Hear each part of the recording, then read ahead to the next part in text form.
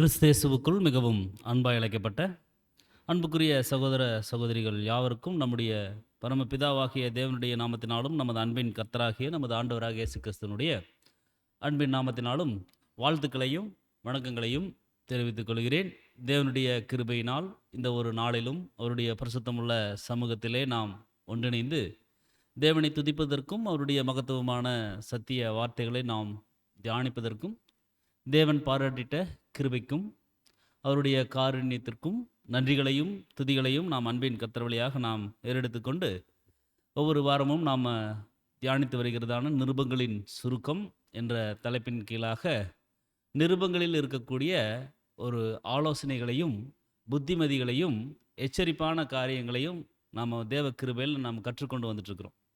அதில் அன்புக்குரிய சகோதர சகோதரில் கடந்த ஒரு சில வாரங்களாக நம்ம அப்போஸ்தலனாகிய பவுல் தீமோத்தேயுவுக்கு எழுதிட்ட முதலாவது நிருபத்தை குறித்து நம்ம தியானிச்சுட்டு வந்துட்டுருக்கிறோம். அதிலும் விசேஷமாக 3ஆம் அதிகாரத்திற்குள்ளாக நம்ம கடந்து வந்திருக்கிறோம். அதுக்கு தேவன் நம்மளுக்கு இரக்கம் செஞ்சிருக்கிறார். அதில் பார்க்கும் பொழுது அன்புக்குரிய சகோதர சகோதரில் கடந்த வாரத்தில் நம்ம 39வது வகுப்பில் நம்ம சபையினுடைய கண்காணிகள், அதாவது மூப்பர்களினுடைய தகுதிகள் அப்படிங்கிற ஒரு சப்டைட்டில் நம்ம தேவன் அவருடைய ஊழியக்காரர்களுக்குன்னு சொல்லி என்னென்ன மாதிரி தகுதிகளை அவருடைய பரிசுத்த வேதாகமத்தில் வச்சிருக்கிறார் அப்படிங்கிறத நம்ம பார்த்தோம். யார் தேவனுடைய மந்தையை மேய்ப்பதற்கு தகுதி வாய்ந்தவர்கள், அவர்களுடைய தகுதி நிர்ணயம் எதின் அடிப்படையில் அங்கே தேவன் வைக்கிறார் அப்படிங்கிறத நம்ம பார்த்தோம். சபையினுடைய கண்காணியின் தகுதிகள் வசனங்கள் 1-7 வரைக்கும் நம்ம பார்த்தோம். ஸோ கண்காணிப்பை விரும்புறது அப்படிங்கிறது நல்ல ஒரு வேலை, அது ஒரு உண்மையான வார்த்தை அப்படிங்கிறத நம்ம பார்த்தோம். ஏன் கண்காணிப்பு அப்படிங்கிறத நம்ம விரும்புறது ஒரு நல்ல ஒரு வேலை, உத்தமமான வார்த்தை அப்படின்னு சொல்லி இங்கே கொடுக்குறார் அப்படின்னா, தேவனுடைய மந்தையை மேய்க்கக்கூடிய ஒரு பணி, அது மட்டும் இல்லாமல் தேவனுடைய மந்தைக்கு ஊழியம் செய்யக்கூடிய ஒரு வாய்ப்பு, தேவனுடைய மந்தையை மேற்பார்வை செய்வதற்குண்டான ஒரு ஊழிய வாய்ப்பு தேவன் கொடுத்துருக்கார். அதே மாதிரி தேவனுடைய மந்தையை கண்காணிப்பதற்குண்டான ஊழிய வாய்ப்பை கொடுக்குறார். ஸோ அதெல்லாமே நம்ம பார்த்தோம். ஸோ உங்களை குறித்து நீங்கள் எச்சரிக்கையாக இருங்க. தங்கள் சொந்த இருதயத்தையே பார்த்து கொள்ள முடியாதவர்கள்னால பொதுவான சபையினுடைய நலனுக்கெடுத்த விஷயங்களில் உண்மையாக ஊழியம் புரிய முடியாது அப்படின்னு சொல்லி நம்ம படித்தோம். அது மட்டும் இல்லாமல் பக்தியும் அன்பும் வீட்டிலிருந்து தான் துவங்கணும் அப்படின்னு சொல்லி நம்ம பார்த்தோம். ஸோ தன்னுடைய சொந்த ரட்சிப்பை அலட்சியம் பண்ணுகிறவங்க மற்றவர்களுடைய ரட்சிப்புக்கு எடுத்த விஷயங்களில் ஆக்கப்பூர்வமாக கவனம் செலுத்திட முடியாது. அதனால தான் உங்களை குறித்து நீங்கள் எச்சரிக்கையாக இருங்க. ஃபஸ்ட்டு நம்மளை நாம் மூப்பர் அப்படிங்கிற அந்த ஒரு ஸ்தானத்திற்குள்ளே கடந்து வருவதற்குண்டான சூழல் இருக்கிறவங்க ஃபஸ்ட்டு தங்களை குறித்து ரொம்ப கவனம் உள்ளவர்களாக, ஜாக்கிரதை உள்ளவர்களாக இருக்கணும் அப்படிங்கிறத நம்ம பார்க்கிறோம். ஏன்னா தன்னுடைய சொந்த இருதயத்தை சரியாக சத்திய வசனத்தின் அடிப்படையில் காத்துக்கொள்ள இயலாவிட்டால் எப்படி தேவன் கொடுத்த மந்தைக்கு ஊழியம் புரிந்திட முடியும்? ஸோ அதைத்தான் அங்கே சொல்கிறார்.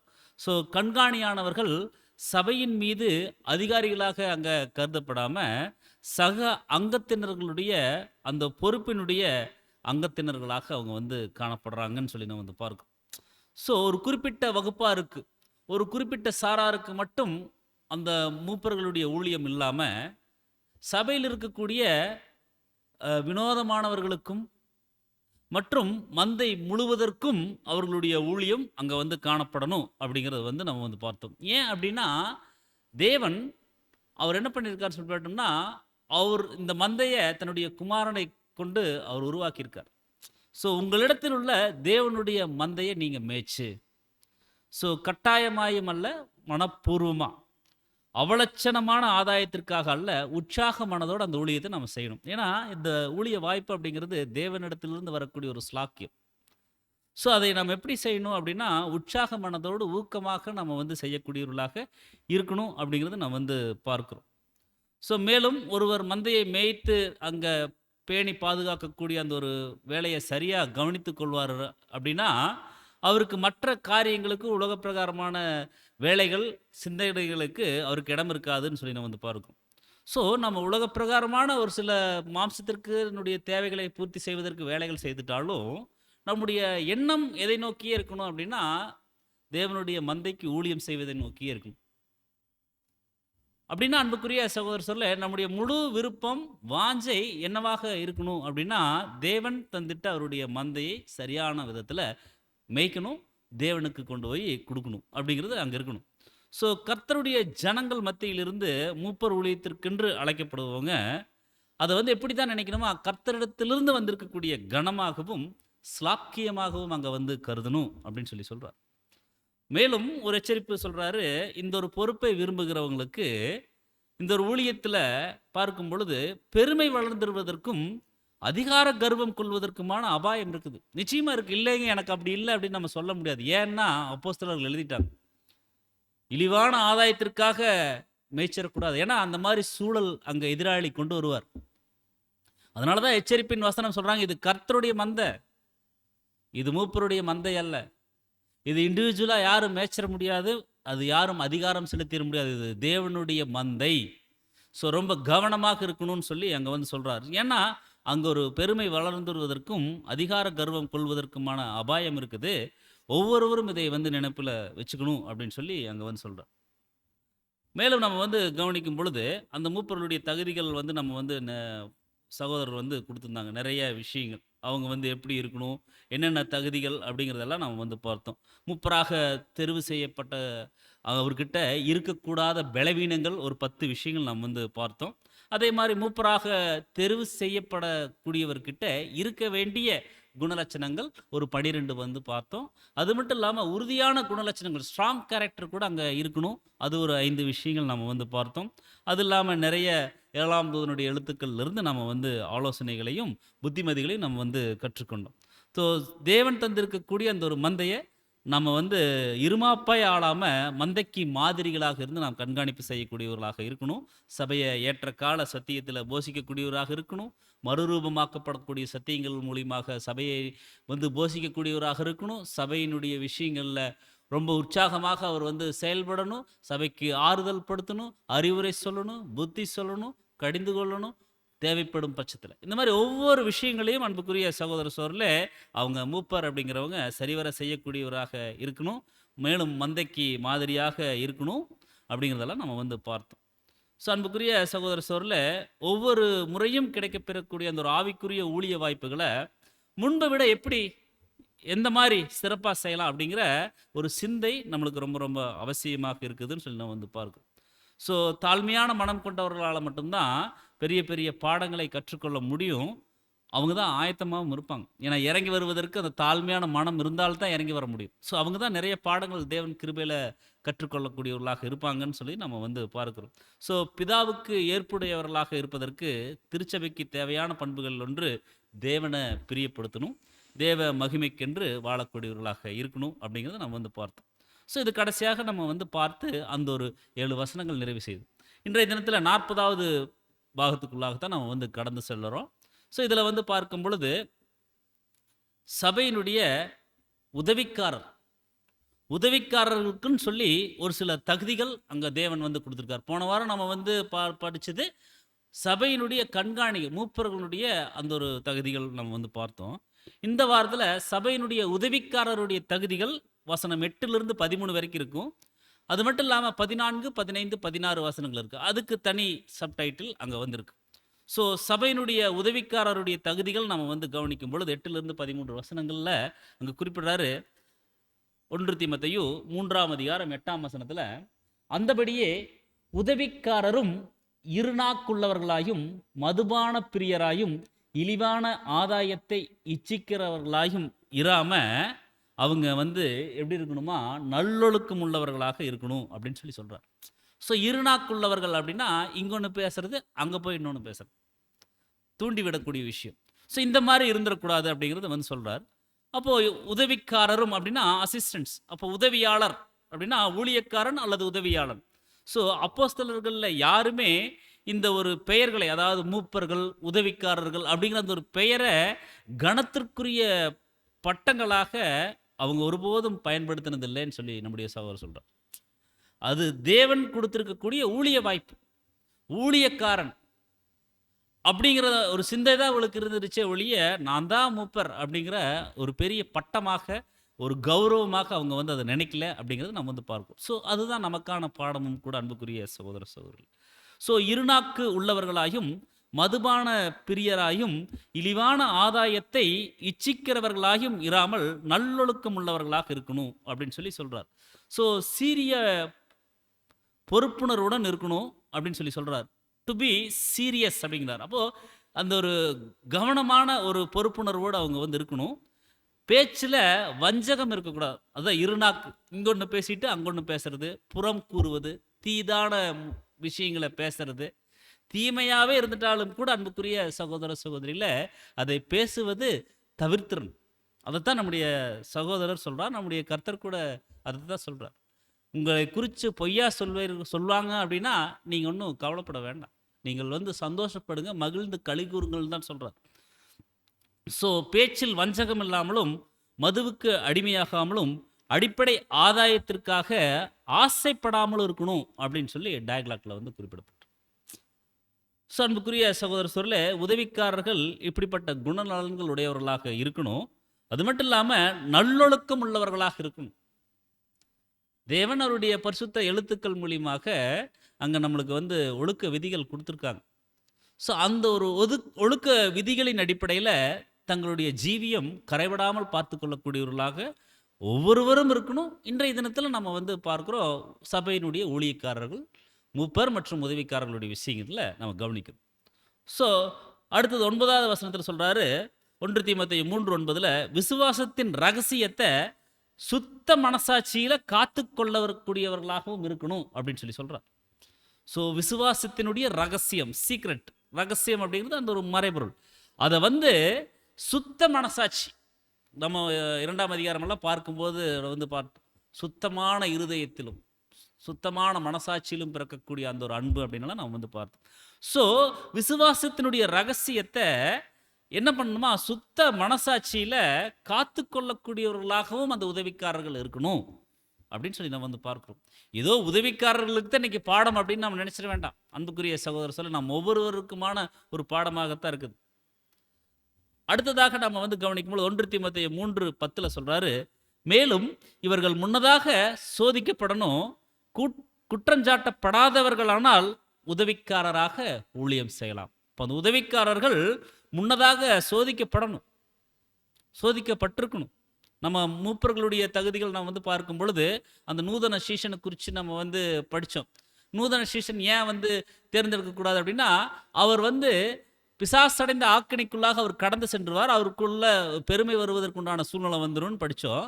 அதே மாதிரி சோதிக்கப்படாத நபரை நாம் என்ன பண்ணக்கூடாதுன்னா நம்ம தேர்ந்தெடுத்துடக்கூடாது அப்படிங்கிறதால நம்ம வந்து பார்த்தோம். ஸோ அதுதான் உதவிக்காரர்களுக்கு சொல்லும்போது சொல்கிறாரு, இவர்கள் முன்னதாக சோதிக்கப்படணும்.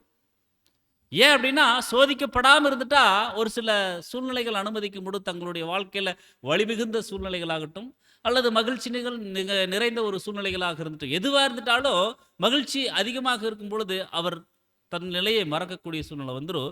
அதே மாதிரி வலி அதிகமாக இருக்கும் பொழுதும் அந்த மாதிரி சூழல் வரும் பொழுதும் தன் நிலை மறக்கக்கூடிய சூழ்நிலை வந்துடும். ஸோ முன்னதாக சோதிக்கப்பட்டிருக்கணும், குற்றம் சாட்டப்படாதவர்களானா உதவிக்காரராக ஊழியம் செய்யலாம் அப்படின்னு சொல்லி சொல்கிறார். ஸோ குற்றம் சாட்டப்படாதவர்களானால் அப்படின்னா ஆஃப் குட் ரிப்புடேஷன் அப்படின்னா நல்ல சான்று பெற்றவன், நல்ல அப்ரிசியேஷன் பண்ணப்பட்டவர்.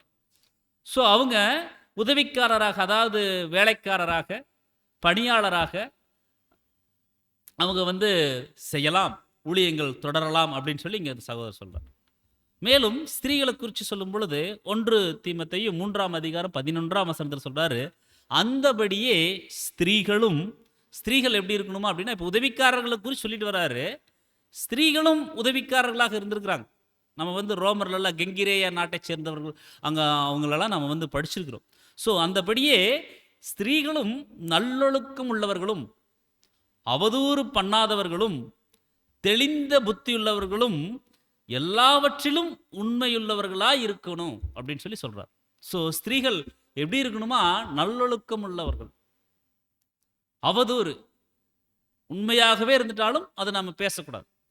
ஸோ அவதூறு பண்ணாதவர்களும் தெளிந்த புத்தி, நம்மளுக்கு தேவன் அவருடைய சத்திய வசனங்கள் மூலியமாக தெளிந்த புத்தியை நம்மளுக்கு கொடுத்துட்டு வர்றார் ஒவ்வொரு நாட்களிலும்.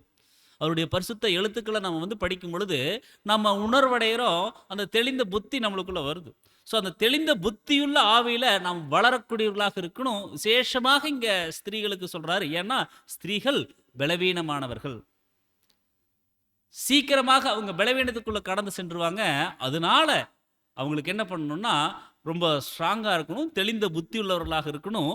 எல்லாவற்றிலும் கம்ப்ளீட்லி அந்த ஒரு ஒரு ஹானஸ்ட், அப்புறம் ட்ரூத்ஃபுல்லா இருக்கணும் அப்படிங்கிறதையும் அங்க வந்து சொல்றார். ஸோ எல்லாவற்றிலேயும் உண்மையுள்ளவர்களாக அவங்க இருக்கணும் அப்படின்னு சொல்றார்.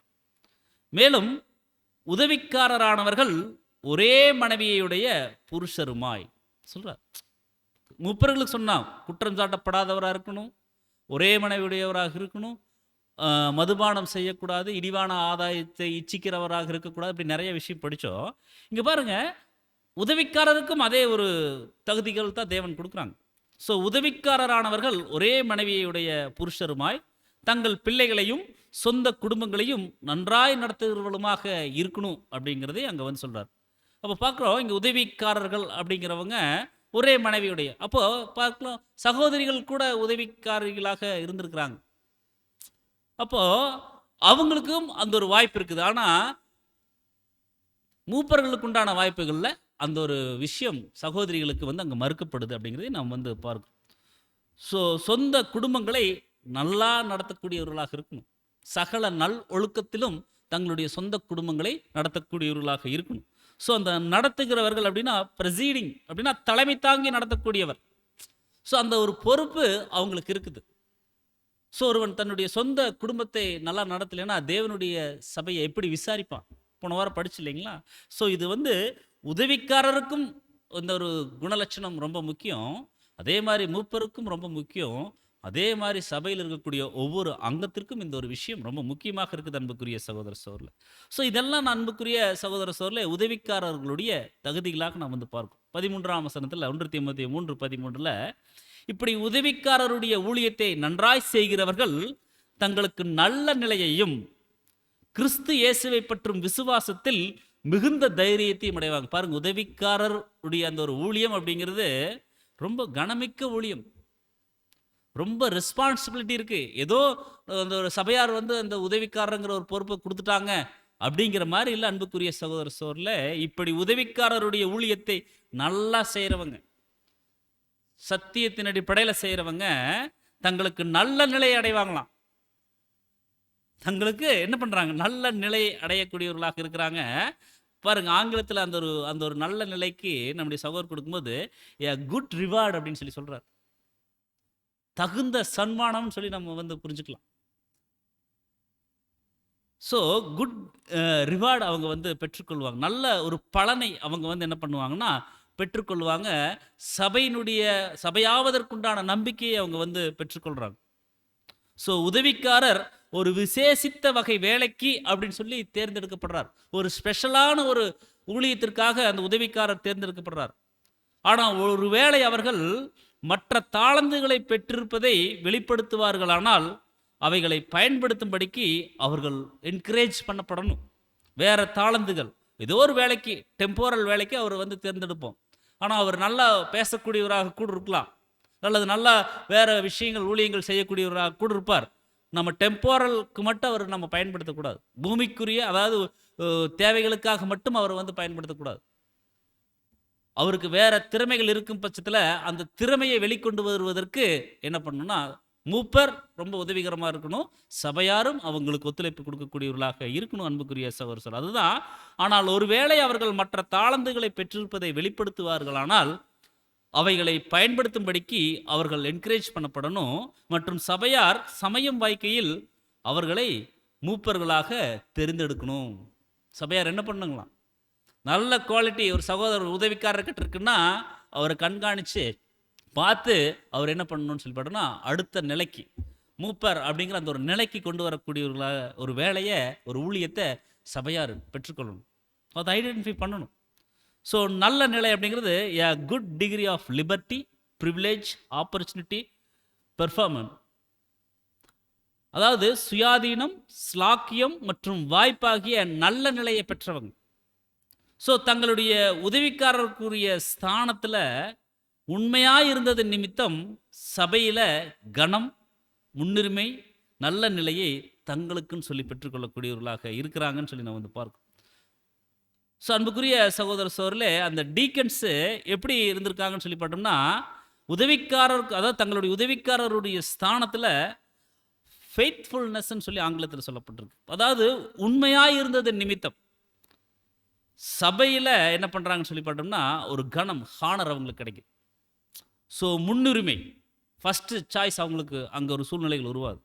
ஸோ இப்படியெல்லாம் நல்ல நிலையை, குட் ரிவார்டு அவங்க வந்து நல்ல பலனை அவங்க வந்து பெற்றுக்கொள்கிறாங்கன்னு சொல்லி சொல்கிறாங்க. ஸோ மேலும் நம்முடைய சகோதரர் சொல்லும் பொழுது, மூப்பர்கள் அப்படிங்கிறவங்க வழி நடத்துனர்களாக இருக்கும்படிக்கு விசேஷமாக தெரிந்து கொள்ளப்பட்டவர்களாக இருக்கிறாங்க அப்படிங்கிறதும், உதவிக்காரருடைய ஊழியத்தில் ஊழியம் புரியும் ஒரு உதவிக்காரன் தனக்கென நல்ல நிலையை அடைவான் என்று அப்போஸ்தலன் சொல்கிறார். கொஸ்டின் புக்கில் 477வது கேள்வி பேரா 2ல் வந்து அங்கே வந்து சொல்கிறார். ஸோ உதவிக்காரருடைய ஊழியத்தில் ஊழியம் புரியும் ஒரு உதவிக்காரன் தனக்கென நல்ல நிலையை அடைவான் என்று அப்போஸ்தலன் சொல்கிறார். அதுக்கு மேலே நம்ம வசனங்கள் வந்து படித்து நல்ல பலனை பெற்றுக்கொள்கிறான்னு சொல்லி. ஸோ மூப்பர்கள் அப்படிங்கிறவங்க வழிநடத்துனர்களாக இருக்கும்படிக்கு, அதாவது ஒரு வேளை சபையில் டெம்போரல் ஆவிக்குரியதல்லாத காரியங்களில், அதாவது உதவிக்காரர் உண்மையாக இருந்தாரானால் சபைக்கடுத்த நலன்களை பார்த்து கொள்வதில் உண்மையாகவும் நேர்மையாகவும் காணப்படுவார். அதாவது ஆவிக்குரியதல்லாத, இப்போ வெளியூர்லேருந்து ஒரு சகோதரர், அவங்கள கூப்பிடுறது, அவங்கள பராமரித்து அவங்களுக்கு வேணுங்கிறதெல்லாம் செஞ்சுட்டு சத்திய தூது கொடுத்து முடிச்சோன்னா அந்த சகோதரரை கொண்டு போய் அதே மாதிரி அவருக்கு வேணுங்கிற விஷயங்களை செய்து அவரை கொண்டு போய் பத்திரமா அனுப்பிச்சுடுறது, இதெல்லாம் ஒரு உதவிக்காரர்களுடைய ஒரு ஒரு ஊழிய வாய்ப்பாக கூட இருக்குது. ஆனால் அன்புக்குரிய சகோதர சகோதரில் அந்த சூழ்நிலையை அந்த உதவிக்காரர் என்ன பண்ணணும்னா சரியாக பயன்படுத்தி கொள்ளக்கூடியவராக இருக்கணும். அதுதான் அங்கே வந்து சொல்கிறார். ஆவிக்குரியதல்லாத காரியங்களில் அவர் உண்மையுள்ளவராக இருந்தாரானால் சபைக்கடுத்த நலன்களை பார்த்து கொள்வதில் உண்மையாகவும் நேர்மையாகவும் காணப்படுவார். அந்த விஷயங்கள் சரியாக செஞ்சாருன்னா சபையினுடைய விஷயங்களையும் அவர் அக்கறையுள்ளவராகத்தான் இருப்பார். ஸோ அவர் இப்படியாக தன்னை பொருத்தமான நபர், கரெக்டாக இந்த ஊழியத்திற்கு நான் சரியானவன் சொல்லி தன்னை நிரூபிக்கிறார் அப்படின்னா சபையாருடைய நம்பிக்கையை பெற்றுக்கொள்ளக்கூடிய நல்ல நிலையை அடைவார். மற்றும் சபையாரும் பின்னால் என்ன பண்ணுறாங்கன்னா அவரை மூப்பராக நியமிப்பதற்கான கண்ணோட்டத்தில் அவரை கருத்தில் எடுத்துக்கொள்ளணும். ஆவிக்குரியதல்லாத வேலைகள் நல்லா செய்கிறார், அது இல்லாமல் சபையினுடைய நலன்களுக்கு உண்டான விஷயங்களை அவர் வந்து செய்கிறார். அப்படிங்கும் பொழுது சபையார் என்ன பண்ணணும் அப்படின்னா, இவரை நம்ம மூப்பராக கொண்டு வரலாமே, அடுத்த நிலைக்கு இவரை நாம் கொண்டு வரலாமே அப்படின்னு சொல்லி கருத்தில் கொள்ளணும். ஸோ மூப்பர்கள் அப்படிங்கிறவங்க சபையில் மூத்த சகோதரர்களாக இருக்கிறாங்க. வயதில் கண்டிப்பாக அல்ல, சத்தியத்தில் மூத்தவங்க, ட்ரூத் பேஸில் அவங்க வந்து மூத்தவர்களாக இருக்கிறாங்க. அவங்க மூத்த சகோதரர்கள் சொல்லி நம்ம வந்து பார்க்கணும். ஸோ வயதில் கண்டிப்பாக அல்ல, மாறாக விசேஷமாக ஆவிக்குரியவற்றில் மூத்தவர்களாக இருக்கக்கூடியவங்க. ஸோ அவர்கள் எவ்வளவுதான் வயதானவர்களாக அல்லது இளையவர்களாக இருந்தாலும் சரி, குணலட்சணத்தில் ஆவிக்குரிய முதிர்ச்சி அப்படிங்கிறது தான் ஒரே தகுதி. அவங்க ஸ்பிரிச்சுவலாக எவ்வளோ மெச்சூரிட்டி காட்டுறாங்க, சத்தியத்தின் அடிப்படையில் எவ்வளவு ஆலோசனைகள் கொடுக்குறாங்க, ஒரு பிரச்சனையை எவ்வளோ நிதானமாக ஞானமாக ஹேண்டில் பண்ணுறாங்க. இதெல்லாம் தான் அன்புக்குரிய சகோதரர் சொல்ல கருத்தில் கொள்ளக்கூடிய ஒரு விஷயங்களாக இருக்குதுன்னு சொல்லி நம்முடைய சகோதரர் சொல்கிறார். ஸோ மூப்பர்களுடைய வேலையினுடைய ஒரு பாகம் என்ன அப்படின்னா, சபையாருடைய நலனுக்கு அடுத்தவைகளை அவர்கள் பார்த்து கொள்கையில் அவர்கள், அதாவது மூப்பர் உதவிக்காரர்களாக ஊழியம் புரிவதற்கு தகுதியுடையவர்களாக காணப்படக்கூடிய இளைய சகோதரர்களை கண்டுபிடிக்கணும், அவர்களுக்கு பயிற்சி கொடுக்கணும், அதை வந்து செய்யணும். உதவிக்காரர்களுக்கு பயிற்சி கொடுக்கணும். என்ன பயிற்சி கொடுக்கணும் அப்படின்னா, ஊழியங்கள் எப்படி செய்கிறது, ஒரு ஸ்பிரிச்சுவலாக எப்படி அணுகிறது, எதுக்காக அப்படின்னா பின்னால் சொல்கிறார் பாருங்க. மற்றும் அவர்களுக்கு திறமை இருக்குமானால் அவர்கள் மூப்பராகிடுவதற்கு ஆயத்தமாகத்தக்கதாக முன்னே கொண்டு வரணும். அதுக்கு தான் அந்த கோச்சிங் கொடுக்கறது, அந்த பயிற்சிகள் கொடுக்கறது. அதுக்கு தான் அந்த உதவிக்காரர்களுக்கு அந்த ஒரு ஆலோசனைகள் கொடுக்கறது. எதுக்குன்னா அடுத்த மூப்பராக்கிடுவதற்கு. இது வந்து ஏதோ அடுத்தடுத்த ஸ்தானங்களுக்கு கடந்து வரணும், ப்ரமோஷனில் வர்ற மாதிரி அப்படியெல்லாம் அன்புக்குரிய சகோதர சகோதரர்களே, அப்படி அல்ல. சபையினுடைய நலனுக்கு அடுத்த விஷயங்களை, சபையினுடைய மந்தையை மேய்க்கக்கூடியதில் யார் திறம்பட செய்கிறாங்க, தேவ அனுகிரகத்தின் அடிப்படையில், சத்தியத்தின் அடிப்படையில் யார் சரியாக செய்கிறாங்க, அதைத்தான் நம்ம பார்க்கணும். மற்றபடி அடுத்தடுத்து நம்ம கொண்டு வர்றது பெரிய விஷயம் இல்லை. சத்தியத்தின் அடிப்படையில் ஊழியத்திற்கு எந்த அளவுக்கு பிரயோஜனமாக இருக்கிறாங்க, சபைக்கு எந்த அளவுக்கு பிரயோஜனமாக இருக்காங்க, அதுதான் நம்ம கருத்தில் கொள்ளணும். சில தருணங்களில் யாரோ ஒருவர் சில திறமைகளை பெற்றிருப்பவர்களாக காணப்பட்டு தங்கள் ஊழியத்தை பங்கு போட்டுக் கொள்வார்கள் அப்படிங்கிற பொறாமையான எண்ணங்கள் மூப்பர்களினுடைய சார்பில் காணப்படுவதை நான் பார்த்துக்கிறேன். நம்முடைய சகோதரர் அந்த காலத்தில் எழுதுறார். ஒரு மூப்பர் இருப்பார், இன்னொருத்தரை மூப்பராக கொண்டு வந்தால் எங்கே நம்மளுடைய கணம், நமக்குண்டான அந்த ரெஸ்பான்சிபிலிட்டி, அதாவது நம்மளுடைய அந்த ஒரு மதிப்பு இதெல்லாம் போயிருமே அப்படின்னு சொல்லி பொறாமைப்படக்கூடியவராக இருப்பாங்க. இதை நான் பார்த்துருக்கிறேன் அன்றைய நாட்கள்லன்னு சொல்லி நம்முடைய சகோதரர் சொல்கிறார். ஸோ இத்தகைய ஆவி, அதாவது அந்த பொறாமை கொள்ளக்கூடிய ஒரு ஆவி அப்படிங்கிறது ஆண்டவருக்கு பிரியமற்றதாகவும் அந்த மூப்பருக்கு அனுகூலமற்றதாகவும் அது காணப்படும். காரணம், தனக்குத்தானே தீங்கு விளைவிக்காத நிலையில் அவனால் தன்னல நாட்டமுள்ள ஆவியினை பெற்றிருக்க முடியாது.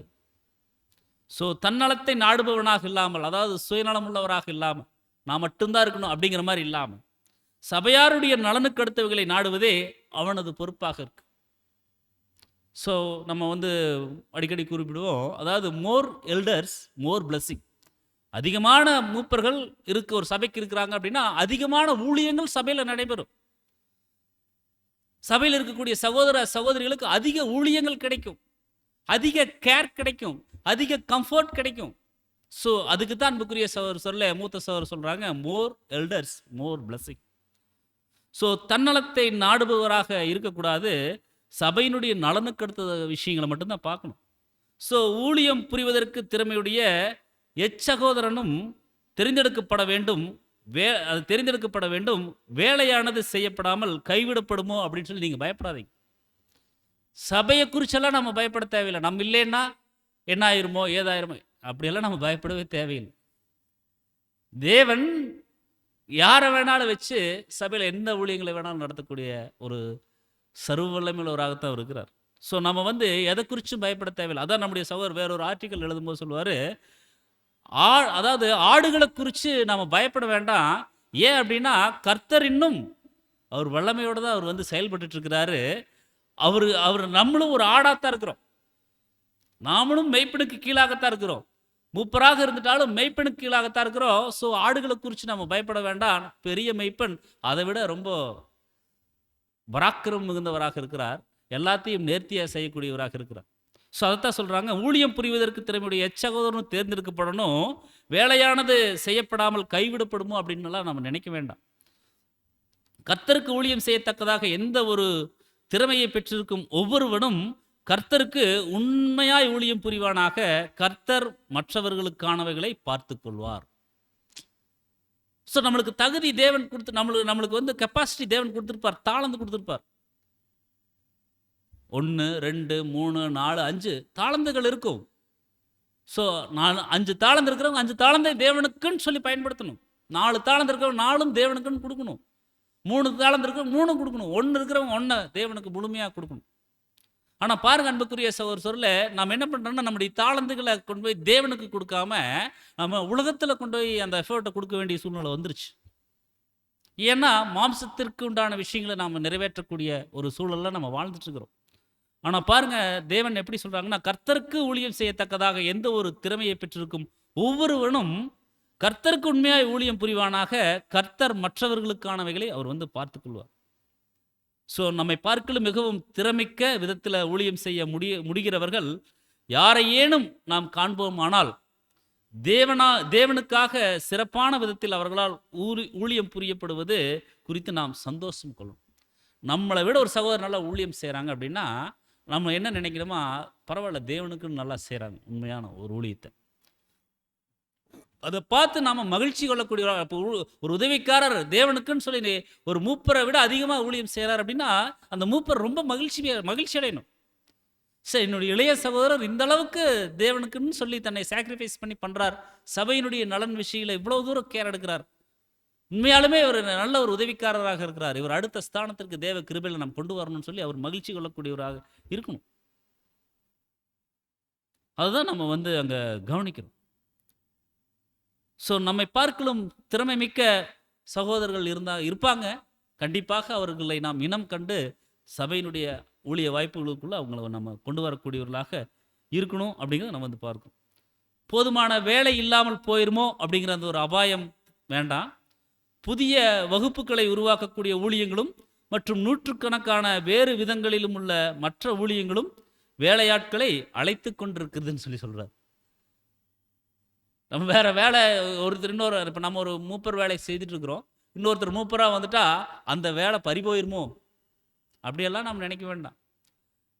எவ்வளவு தூரம் நம்ம வந்து தேவனுக்குன்னு ஊழியம் செய்யறதுக்கு நம்மளை வந்து நம்ம முன்வைக்கிறோமோ அவ்வளவுக்கு அவ்வளவு ஊழிய வாய்ப்புகளை தேவன் வந்து பரவலாக்கி கொண்டே போவார். நம்ம தான் என்ன பண்ணுறோன்னா குறுகிய வட்டத்துக்குள்ளே நின்றுறோம். சண்டே மட்டும் வந்துட்டு அதோட நம்ம முடிச்சிடறோம். இடநாட்குடிகள் ஆன்லைனில் அங்கங்கே கேட்டு அப்படியே நம்ம விட்டுறோம். நம்ம எந்த அளவுக்கு முயற்சிகள் நம்ம வந்து ஏறெடுக்கிறோமோ அந்த முயற்சிகளை தேவன் என்ன பண்ணுவார்னு சொல்லி பார்த்தோம்னா வர்த்திக்க பண்ணக்கூடியவராக இருக்கிறார். அன்புக்குரிய சகோதர சகோதரிகள், ஸோ நாம் தாழ்மையான ஆவியை பெற்றிருப்பதற்கு ஏற்ப தேவன் நம்மளை பயன்படுத்துகிறார். ஒவ்வொருவர்கிட்டையும் தேவன் என்ன பண்ணுறாருன்னு சொல்லி பார்த்தா அந்த தாழ்மையின் ஆவியை பார்க்கக்கூடியவராக இருக்கிறார். ஸோ பரிசுத்த வேதாகமத்தில் ஆதி சபையினுடைய அந்த உதவிக்காரர்கள் சிலர் நல்ல கிறிஸ்துவ வேலைகளை புரிந்ததாக நம்ம வந்து பார்க்கிறோம். உதவிக்காரராகிய ஸ்தேவானை குறித்து சொல்றாரு பாருங்க, மற்றும் உதவிக்காரன் பிலிப்பு மற்றும் இன்னும் மற்றவர்களை இப்படியாக காண்கிறோம். இவர்கள் அப்போஸ்தலர்கள் அல்ல, ஆனால் பாருங்க அவங்க செய்துட்ட அந்த ஒரு ஊழியம் மிக பிரம்மாண்டமான ஊழியங்கள். அது தேவனால் அங்கீகரிக்கப்பட்ட ஊழியங்களாக அங்கே இருந்துச்சு. ஸோ இந்த இளைய சகோதரர்கள் தங்களது தாளந்துகள் மற்றும் ஆற்றல்கள் அனைத்தையும் பயன்படுத்துறதுல அவர்களுக்கு உதவி புரிவதற்கு மூப்பர்கள் மகிழ்ச்சியாக இருக்கணும் அப்படின்னு சொல்கிறார். அப்படின்னா அவர்களுக்கு உண்டான களங்களை மூப்பர்கள் உருவாக்கி தரக்கூடியவர்களாக இருக்கணும். அதுக்கு என்ன பண்ணணும்னா ஃபர்ஸ்ட் உதவிக்காரர்கள் தங்களுடைய ஊழியத்தினுடைய பொறுப்பை உணர்ந்தவர்களாக இருக்கணும். தேவன் எவ்வளவோ பேர் இருந்துட்டாலும் எனக்கு இந்த ஒரு ஊழிய வாய்ப்பை கொடுத்துருக்கார்.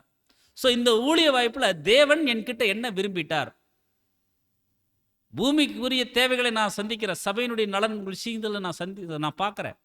ஸ்பிரிச்சுவலாக நான் என்ன பண்ணுறேன் சபையினுடைய ஒரு காரியங்களுக்கு மற்றும் என்னுடைய ஆவிக்குரிய மேம்பாட்டுக்கு நான் என்னென்ன விஷயங்கள் நான் வந்து செய்கிறேன்.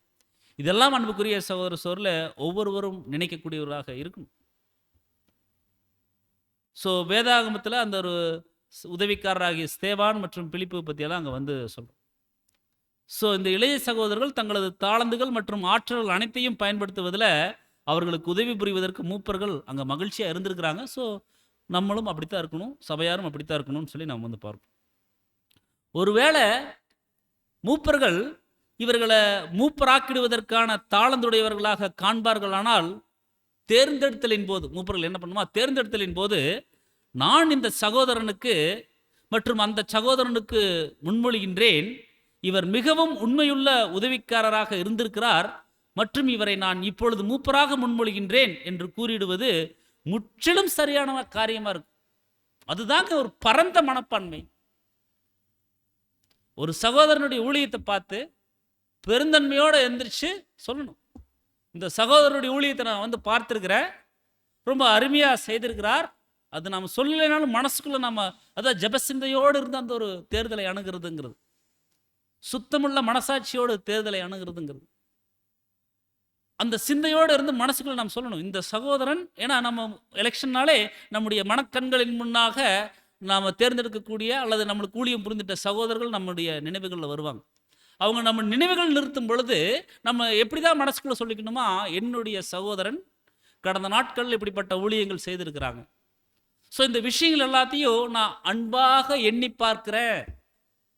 அவர்கள் செய்திட்ட ஊழியங்கள், அவர்கள் வாழ்ந்துட்ட அந்த ஒரு அர்ப்பணிப்பின் வாழ்க்கை, இது எல்லாத்தையும் நான் என்ன பண்ணுறேன்னா கனிவோடு நினைச்சு பார்க்குறேன். ஸோ அவர்களை நான் சகோதரராக எண்ணி சபையினுடைய நலனுக்குரிய விஷயங்களில் இன்னும் அதிக ஊழியங்கள் புரிந்திடுவதற்கு நான் அவர்களை முன்மொழிகிறேன். அப்படித்தான் பார்க்கணும், அப்படித்தான் நினைக்கணும். ஸோ அதிலும் விசேஷமாக இந்த இளைய சகோதரர்களை தேர்ந்தெடுக்கக்கூடிய விஷயங்கள், உதவிக்காரர்களை தேர்ந்தெடுக்கக்கூடிய அந்த ஒரு விஷயத்தில் அந்த மூப்பர் எந்திரிச்சு அப்படி சொல்லணும் சொல்கிறார்.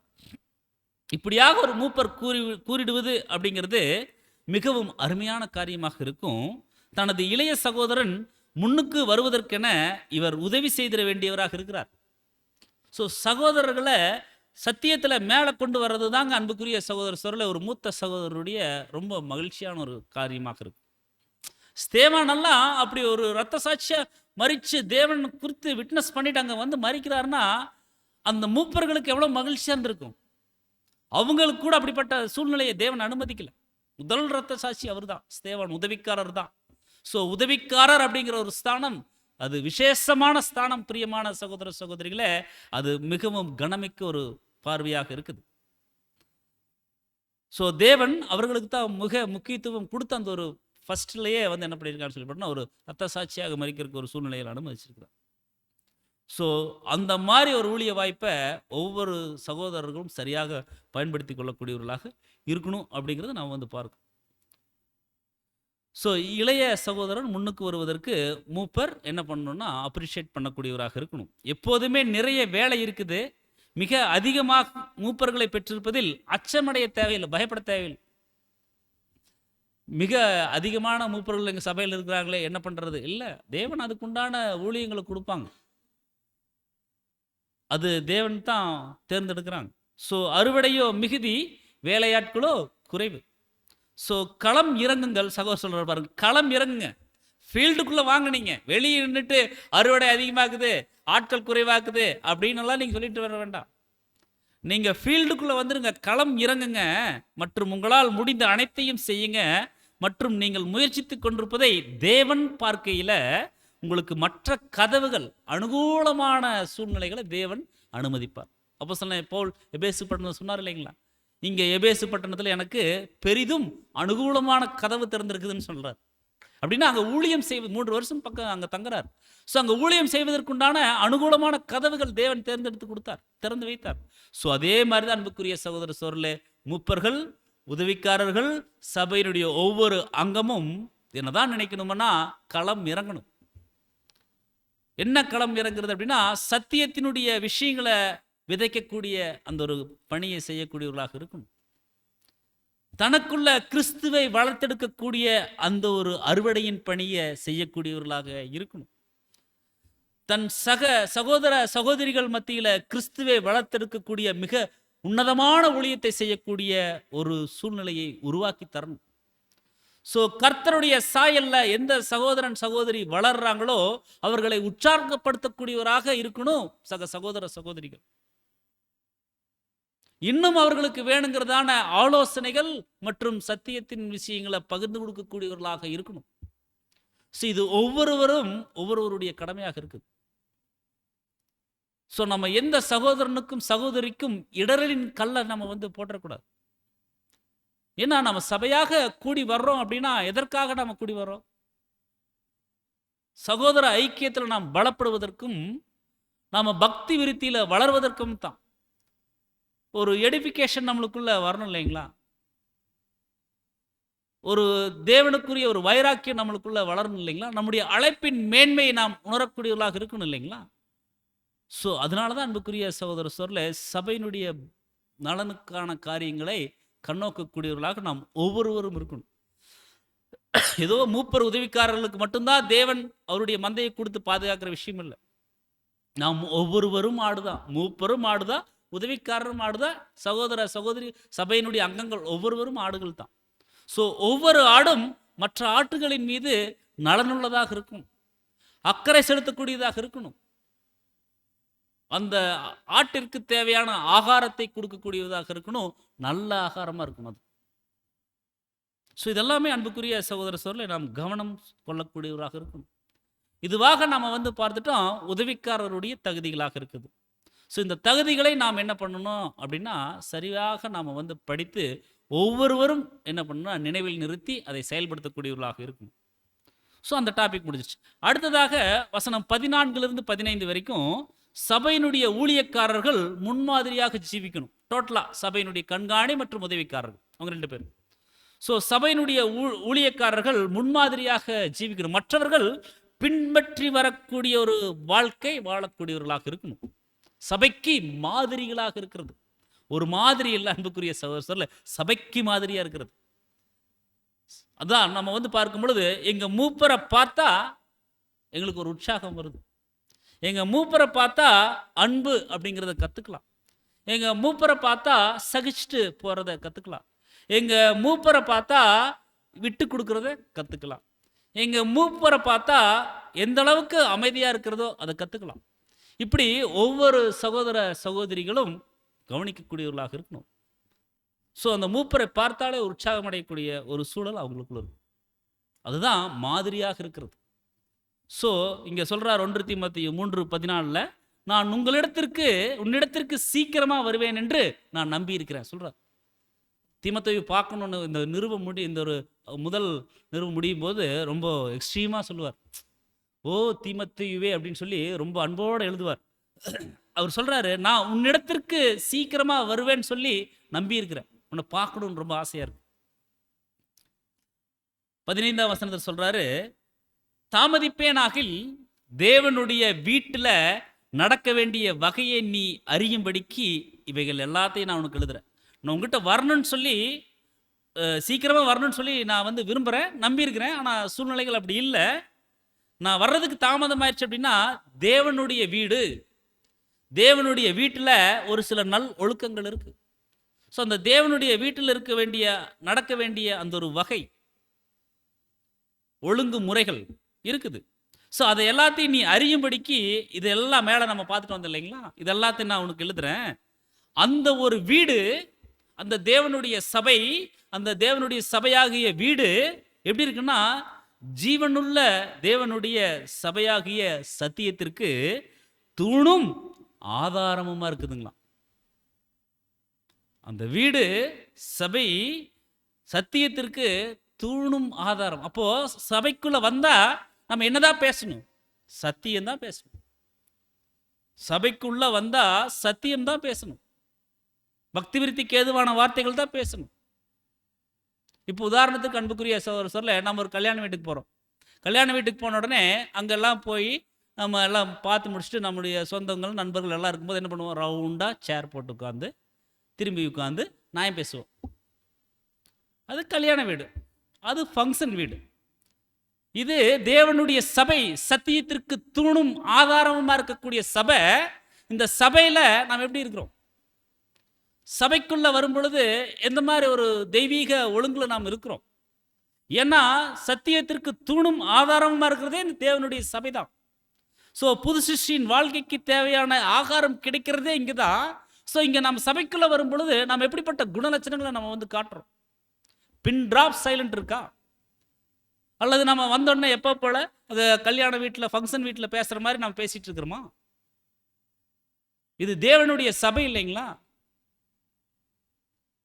ஸோ தேவாலயத்தில் கொண்டிருக்க வேண்டிய நல் ஒழுக்கம் இருக்கு, தேவன் கொடுத்துருக்காங்க அவருடைய பரிசுத்த வேதாகமத்தில். ஸோ அந்த நல் ஒழுக்கத்தின் அடிப்படையில் நம்ம நடக்கக்கூடியவர்களாக இருக்கணும். அதான் பிரசங்கியில் சொல்லும் பொழுது, நீ தேவாலயத்திற்கு போகும்போது உன் நடையை காத்துக்கொள். தேவனுடைய ஆலயத்துக்குன்னு சொல்லி ஒரு நடை இருக்கு. அப்படின்னா ஒரு ஒரு வே ஆஃப் லிவிங், ஒரு வாழ்க்கை முறை இருக்கு. உலகத்தில் வாழ்ற மாதிரி சபையில் வாழ முடியாது. சபையில் வாழ்ற மாதிரி தான் உலகத்தில் வாழணும் பிரியமான சகோதர சோர்ல. ஸோ தேவாலயத்திற்கு போகும்போது நம்முடைய நடையை காத்துக்கொள்ளக்கூடியவர்களாக இருக்கும், நம்முடைய அர்ப்பணிப்பின் ஜீவியத்தை காத்துக்கொள்ளக்கூடியவர்களாக இருக்கணும். இங்கே வந்து வீண் கதைகளோ மற்ற விஷயங்களோ பேசுவதற்குண்டான இடமாக இல்லை சபை. அதைத்தான் அங்கே வந்து சொல்றாரு, நீ வந்து தேவனுடைய வீட்டில் நடக்க வேண்டிய வகை இப்படித்தான் இருக்குது. தேவனுடைய வீட்டில் இதுதான் நடத்தணும், இதுதான் தெய்வீக ஒழுங்கு, இப்படிதான் நடக்கணும் சொல்றார். அதை நான் உனக்கு எழுதுறேன். அந்த வீடு தேவனுடைய சபையாகிய சத்தியத்திற்கு தூணும் ஆதாரமா இருக்குதுன்னு சொல்லி சொல்றார். ஸோ தேவனுடைய வீட்டில் அப்படின்னு சொல்லி இங்க பார்க்குறோம். இது கூடுகிற இடத்துல இல்ல, மாறாக சபையில்.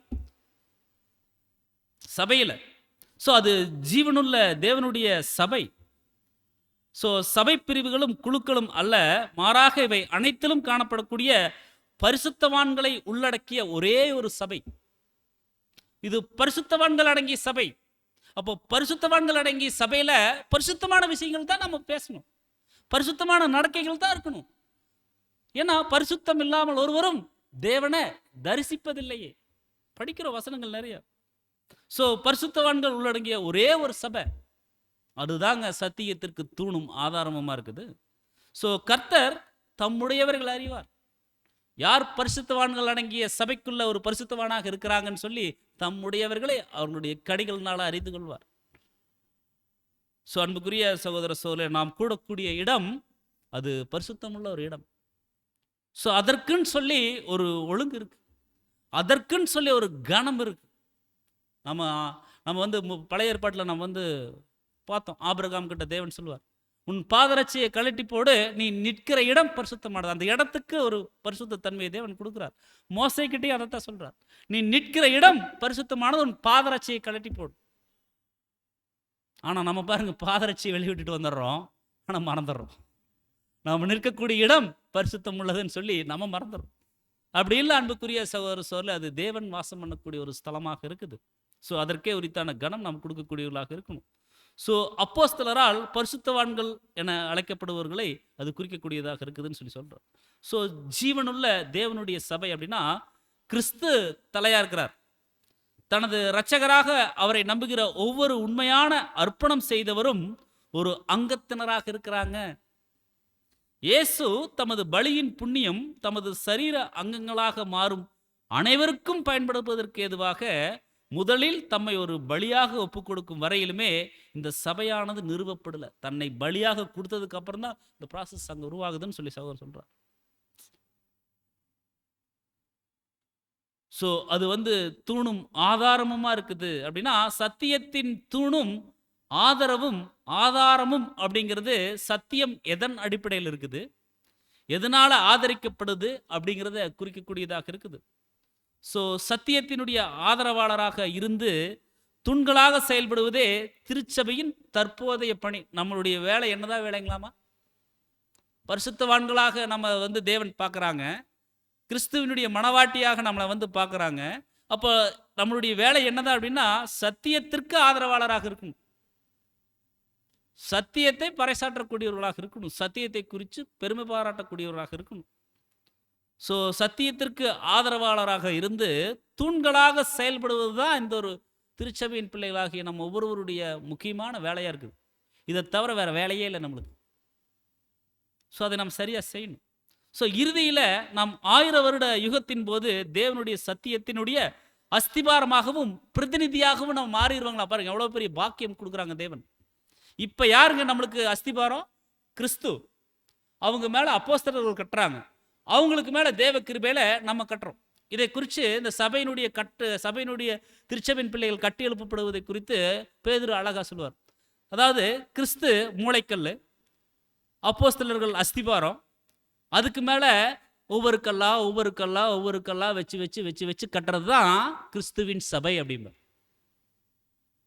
பிரியமான சகோதர சகோதரில், கிறிஸ்து அடித்தளம் போட்டாச்சு, அப்போஸ்தலர்களும் நம்மளுக்கு ஒரு ஃபவுண்டேஷன் இருக்கிறாங்க.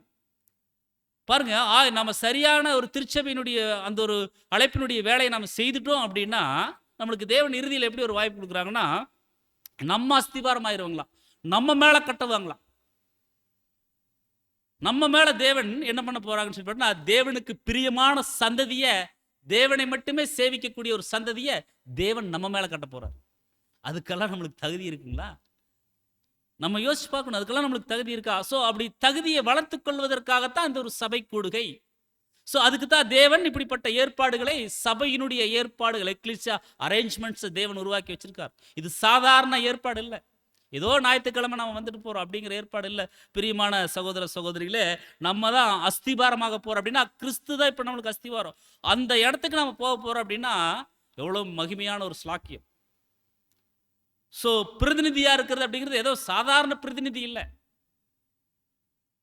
இன்னாருடைய பிரதிநிதியாக நான் வந்திருக்கிறேங்கிறது இல்லை. இது பிதாவாகிய தேவனுடைய பிரதிநிதியாக இருந்து நாம் செயல்பட போகிறோம். அவர் அல்மைட்டி காடுடைய பிராண்ட் அம்பாசிடராக இருந்து நாம் வந்து செயல்பட போகிறோம். இது எவ்வளோ பெரிய ஒரு ஸ்லாக்கியம். ஸோ அன்புக்குரிய சகோதர சகோதரிகளே, ஏதோ நம்ம அழைப்பினுடைய மேன்மையை உணர்ந்து இன்னும் தேவனுக்கு பிரியமான பலியை நாம் செலுத்தக்கூடியவர்களாக இருக்கணும் அப்படிங்கிறது நாம் வந்து பார்க்கணும். ஸோ அது எப்படி நாம் செலுத்துறது அப்படின்னா அதுக்கு நம்முடைய கர்த்தர் தான் முன்னோடி. 1 பேதுரு 2:21 சொல்றாரு பாருங்க, இதற்காக நீங்கள் அழைக்கப்பட்டிருக்கிறீங்க. எதுக்காக? மேலே நம்ம பார்த்தோம் இல்லைங்களா, அந்த மாதிரி ஸ்லாக்கியங்களை பெற்றுக்கொள்வதற்காக நாம் அழைக்கப்பட்டிருக்கிறோம். ஏனெனில் கிறிஸ்துவும் உங்களுக்காக பாடுபட்டு நீங்கள் அவருடைய அடிச்சுவடுகளை பின்பற்றி தொடர்ந்து வரும்படி மாதிரியை பின் வச்சுட்டு போயிருக்கார். ஸோ சத்தியத்தை பறைசாற்றக்கூடியவர்களாக இருக்கணும், சத்தியத்தினுடைய ஊழியத்தை செய்யக்கூடியவர்களாக இருக்கணும். ஸோ நம்மளுக்கு பாடுகள் நிச்சயம் வரும். பாடுகளை சகித்தோமானால் அவரோடு ஆளுகையும் செய்யலாம். ஸோ பாடுகள் இருக்குது, ஆளுகையும் தேவன் வச்சிருக்கார். அன்புக்குரிய சகோதர சோர்ல அதற்காக தன்னுடைய குமாரனையும் என்ன பண்ணியிருக்காருங்க பாருங்க, பாடுகள் நம்மளுக்கு வச்சிருக்காரு. அதுக்கப்புறம் அதை நம்ம சகிச்சிட்டோம் அப்படின்னா நம்ம மகிமையில போயிடுவோம். மிகப்பெரிய ஒரு ஆட்சி செய்யக்கூடிய ஒரு வாய்ப்புக்குள்ள போக போறோம். இந்த ரெண்டு இடைப்பட்ட கேப்ல எப்படி போறதுன்னு தெரியல. அதுக்காக தான் தேவன் என்ன பண்ணுறாங்கன்னா அதுக்கும் ஒரு திவ்யமான ஏற்பாடு பண்ணி வச்சிட்டாங்க. என்னுடைய குமாரனை பார்ப்பா, அவரே உனக்கு நடந்து காமிச்சிட்டார்ல, நீ புதுசாவெல்லாம் ஒரு நடையெல்லாம் நீ வந்து வைக்க வேண்டாம், நீ புதுசாவெல்லாம் நடக்க வேண்டாம், அந்த அடிச்சுவட்டை மட்டும் தொடர்ந்து போனேன்னா போதும். இன்னும் புரியுற மாதிரி சொன்னா அந்த ஃபுட் பிரிண்ட்குள்ள உன்னுடைய காலை வச்சு வச்சு வச்சு வச்சு போனேன்னாலே அவர் போன இடத்துக்கு நீ போயிடலாம். அப்படின்னா நான் எந்தெந்த இடத்துல எனக்கு பிரியமானபடி நடந்தாரு நீ பாரு, அவருடைய வாழ்க்கையை நீ ரிவைண்ட் பண்ணி பார். ஏதோ நினைவு கூறுதல் நாளில் மட்டும் பார்க்காம, அந்த 3 மாதம் மட்டும் பார்க்காம, ஒவ்வொரு நாட்களிலும் எப்படி அந்த அடிச்சூடுகளை, என்னுடைய அடிச்சூடுகளை, அதாவது பிதாவாகிய தேவனுடைய அடிச்சூடுகளை கர்த்தர் பின்பற்றி நடந்தாரோ அதே போலதான் அன்புக்குரிய சகோதர சொல்ல கிறிஸ்துவனுடைய அடிச்சூடுகளை நாம் பின்பற்றி போனோம்னா பரலோகத்துக்கு போயிடலாம். ஸோ நம்ம ஒவ்வொருவருக்கும் அந்த பரமக்காணனாகிய பரலோகத்துக்கு போகணுங்கிற ஒரு ஸ்லாக்கியம், ஒரு விருப்பம் இருக்குது. எப்படி போகிறதுன்னு தெரியல, ரூட் தெரியல. அந்த ரூட் தான் இன்னைக்கு வந்து தேவன் வந்து சொல்கிறாங்க, அடிச்சு விட தொடர்ந்து வாப்பா அப்படின்னு. ஸோ நாம் தொடர்ந்து போகக்கூடியவராக இருக்கணும். ஸோ இந்த பாடம் நாம் எப்பொழுதும் நினைவில் வைக்க வேண்டிய ஒன்றாக இருக்குது. பெரிய பெரிய சோதனைகள் வரும்போது மட்டுமல்ல, சிறிய துன்பங்கள் வரும்போதும் கிறிஸ்துவின் அடிச்சுவட்டை பின்பற்றி நடப்பதற்கு மனதாக இருக்கணும். உங்களை பகைத்து, உங்களை புறம்பாக்கி, உங்களை நிந்தித்து, உங்கள் நாமத்தை பொல்லாததென்று தள்ளிவிடும் போதும் கர்த்தரிடத்திலும் அவருடைய வார்த்தையிலும் விசுவாசமாய் இருப்பதினால் தீமையான காரியங்களை பொய்யாக சொல்லும் போதும் நாம் இந்த வசனத்தை நினைவில் வைக்கணும். கர்த்தரை குறித்து அப்படித்தான் சொன்னாங்க. தீமையான விஷயங்களை பொய்யா சொன்னாங்க. அவர் பிறப்பை குறிச்சே சொல்றாங்க. அவருடைய தன்மானத்தை தூண்டுவது போல பேசுறாங்க. இவ்வளவோ நிந்தைகள், அவமானங்கள் அப்படி எல்லாம் இருந்துட்டாலும் அவர் வந்து எதுலையுமே தேவ சித்தத்திற்கு ஆப்போசிட்டா அவர் வந்து செயல்படவே இல்லை. ஸோ இப்படிப்பட்ட வேளைகளில் இந்த திவ்ய வாக்கை சிந்தித்து பார்த்து நம்முடைய இருதயத்தை அதற்கு இசைவாக தேற்றி கொண்டிருக்கணும். ஸோ பிதாவாகிய தேவனுடைய இருதயத்தை புரிந்து கொண்டு மகிழக்கூடிய உள்ளமாக நாம் வந்து மாறணும். அதுதான் ரொம்ப முக்கியம். ஸோ தேவன் இவைகளை எல்லாம் அறிந்து கொண்டுதான் இருக்கிறாரு. என்ன செய்தாலும் நமது நன்மைக்காகத்தான் அவர் செய்வார். ஸோ நம்மளுக்கு நன்மை செய்கிறது தான் அவருடைய மிக முக்கியமான ஒரு பணியாக இருக்குது. ஸோ அன்புக்குரிய சகோதர சகோதரியில் எல்லாமே தேவனுக்கு தெரியும். நம்மளுக்கு நன்மை செய்வது அவருடைய மிக முக்கியமான ஒரு பணியாக இருக்குது. ஸோ இறுதியாகவும் உறுதியாகவும் நாம் நித்திய கனமகிமை அடைய அவர் நிச்சயம் ஆவணம் செய்வார்னு சொல்கிறார். ஸோ பரத்துக்குரிய இந்த விசேஷ வகுப்பார் இப்படிப்பட்ட சோதனைகளினாலும் அனுபவங்களினாலும் தங்களுடைய குணநலன்களை வருங்காலத்திற்குரியதாக அபிவிருத்தி அடைய செய்வதற்காகவே தேவன் இவ்விதமாக அனுமதி அளிக்கிறார். கவனிக்கிறோங்க, இந்த மாதிரி சோதனைகள் அனுபவங்கள் தேவன் எதுக்காக கொடுக்குறாங்கன்னா, பரத்துக்குரியவர்கள் இந்த விசேஷ வகுப்பார் தங்களுடைய குணநலன்களை வருங்காலத்திற்குரியதற்காக அபிவிருத்தி அடைய செய்யணும். நாளுக்கு நாள் கிறிஸ்துவின் சாயல்ல, கிறிஸ்துவின் குணலட்சணத்துல வளர்ச்சி அடைஞ்சிட்டே இருக்கணும். அந்த ப்ராசஸ் அதிகமாயிட்டே போகணும். அதுக்காகத்தான் அன்புக்குரிய சொல்ல சோதனைகள் அனுபவங்கள் எல்லாம் தேவன் கொடுக்குறாங்க. ஸோ இது ஒவ்வொரு நபர்களுக்கும் கொடுப்பார், ஒட்டுமொத்த சபைக்கும் கொடுப்பார், ஒட்டுமொத்த ஐக்கியத்துக்கும் கொடுப்பார். ஏன்னா அடுத்த ப்ராசஸுக்கு நாம் போவோம் இல்லைங்களா, பூரண புருஷனுக்குரிய அந்த ஒரு நிலைமைக்குள்ள நாம் கடந்து செல்லணும் இல்லைங்களா. குழந்தையா இருக்கும் போது குழந்தையா இருந்தோம், குழந்தை போல பேசினோம். புருஷனானவதோ குழந்தைக்கேற்றவர்களை ஒழித்தரணும் இல்லைங்களா, அப்போஸ்தலன் பவுல் சொல்றாங்க இல்லைங்களா. ஸோ அந்த மாதிரி தான் பிரியமான சகோதர சோர்ல அபிவிருத்தி அடைய செய்யக்கூடியவர்களாக நம்ம இருக்கணும். மேலும் அங்க தேவனுடைய ஆலயம் ஒன்று மட்டும்தான் சபை என்றும் சரீரம் என்றும் அழைக்கப்படுவதற்கு தகுதியுள்ளதாக இருக்குது. தேவனுடைய ஆலயம் அப்படிங்கிறது சபை என்றும் சரீரம் என்றும் அழைக்கப்பட தகுதி பெற்றது.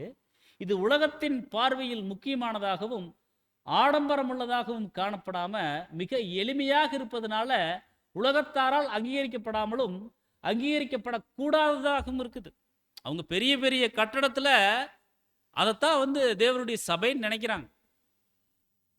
மாறாக அது கூடமல்ல, அது ஒரு இடமல்ல. ஸோ அன்புக்குரிய சகோதர சோரில் கொருந்து பட்டணத்துக்கு அப்போஸ்தலனாகிய பவுல் சொல்லும்போது சொல்லிட்டாங்க, நீங்களே அந்த ஆலயம் என்றார். ஸோ அர்ப்பணிப்பின் பாதைக்குள்ள கடந்து வந்த ஒவ்வொருவரும் என்ன அப்படின்னு சொல்லிப்பாருன்னா தேவனுடைய ஆலயமாகத்தான் தேவன் பார்க்குறார். ஸோ அன்புக்குரிய சகோதர சகோதரர்களே, உலகத்தின் பார்வையில் அது அங்கீகரிக்கப்படாமல் தான் இருக்கும். இன்னைக்கு நம்மளை யாராவது அங்கீகரிக்கிறாங்களா? இல்லையே. அங்கீகரிக்க கூடாததாகவும் இருக்குது. ஸோ இது மனிதனால் உண்டானதும் அல்ல, மனிதனால் ஆட்சி செய்யப்படுகிறதும் அல்ல. இதன் அங்கத்தினர் உலகத்தாரால் சேர்க்கப்படுகிறது இல்லை, பரலோகத்தின் மூலம் சேர்க்கப்படுத்துறாங்க, செயல்படுத்தப்படுறாங்கன்னு சொல்லி நம்ம வந்து பார்க்கணும். பாருங்க அன்புக்குரிய சகோதர சகோதரர்களே, நம்மளுக்கு ஆர்டரு எங்கிருந்து வரணுங்க?